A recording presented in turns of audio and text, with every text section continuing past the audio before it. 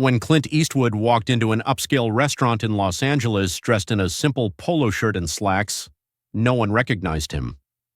The legendary actor, director, and cultural icon had always been known for his understated presence, but tonight he was about to teach an unforgettable lesson in respect. A young, arrogant waitress thought he was just another old man who didn't belong. She had no idea who she was dealing with, and what happened next would become a story that no one in that restaurant would ever forget. The Grand Oak was one of Los Angeles's most prestigious dining establishments, the kind of place where A-list celebrities, tech billionaires, and socialites came to be seen. It was a Friday evening, and the restaurant was bustling with the city's elite. Patrons dressed in designer outfits, sipping on expensive wine and posting every dish on social media. Among them sat Clint Eastwood at his usual corner table, quietly sipping a glass of whiskey. He had owned the restaurant for 6 months, but hardly anyone knew. He never wanted special treatment. He wanted to see how the staff treated everyone else. Rachel, the restaurant's newest waitress, was ambitious but arrogant. Fresh out of hospitality school, she believed that upscale dining was all about exclusivity. To her, luxury wasn't just about fine food, it was about a certain type of clientele, and Clint, in his simple attire, didn't fit the image she wanted to maintain. As she walked past his table, she frowned, noticing his casual clothing. A man like this, she thought, didn't belong here, so she decided to do something about it. Rachel approached Clint's table, placing her hands on her hips. Her voice was laced with condescension. "Sir, I couldn't help but notice you've been sitting here for quite a while, just nursing that whiskey. Are you planning to order anything?" Clint looked up at her, his expression calm but unreadable. "I'm enjoying my drink," he said simply. Rachel forced a smile. "Well, we have a very exclusive menu here. Perhaps you'd feel more comfortable at the bar?"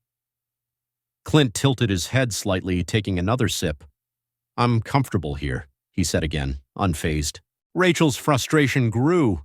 She wasn't used to customers defying her subtle attempts to push them out. She glanced at a table of young tech executives waiting for a seat and saw an opportunity. "Sir, I'll be honest with you," she said, crossing her arms. "This restaurant is meant for a very specific kind of guest, people who appreciate high-end dining, who respect the ambiance we create here." Clint's gaze didn't waver. "And what kind of guest am I, then?" he asked. Rachel hesitated for a moment, but then scoffed. "Someone who might be more suited for a diner off the highway. The Grand Oak is for people who understand modern luxury." At a nearby table, an older couple who had been dining at the Grand Oak for years shifted uncomfortably. A young busboy, Miguel, who had been clearing a table nearby, clenched his fists. He recognized Clint instantly. He had watched all of his movies with his father growing up.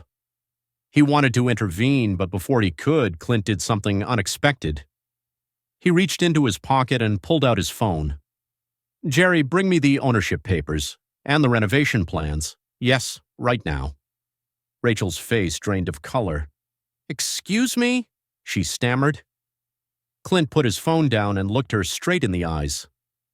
"Rachel, I own this restaurant." Silence fell over the dining room. Rachel's mouth hung open. The guests who had been eavesdropping were now staring. The manager, Thomas, who had been watching from across the room, rushed over, his face pale. "Mr. Eastwood, he started, but Clint raised a hand, stopping him. He turned back to Rachel. "You see, Rachel, I bought this restaurant not because of its so-called exclusivity, but because it once stood for something else, respect, a place where people were treated with dignity, no matter who they were or what they wore. But somewhere along the way, people like you decided that appearances mattered more." Rachel was at a loss for words.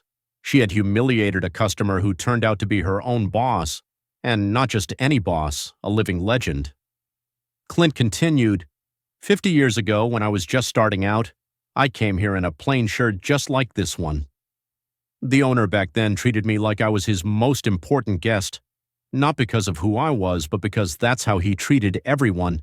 That's the kind of place I wanted to preserve." Miguel stepped forward, still in shock. "Mr. Eastwood, I tried to stop her." Clint nodded. "I know, son, and that's why I have an offer for you." Clint turned to Miguel. How would you like to train as a full-time waiter? Someone who understands what real hospitality means? Miguel's eyes widened. I would be honored, sir. Clint nodded, then turned to Rachel. As for you, Rachel, you have a choice. You can walk out that door and find another job where status matters more than service, or you can stay and learn what it truly means to work in hospitality. Your call. Rachel's hands trembled. She had never been so humbled in her life.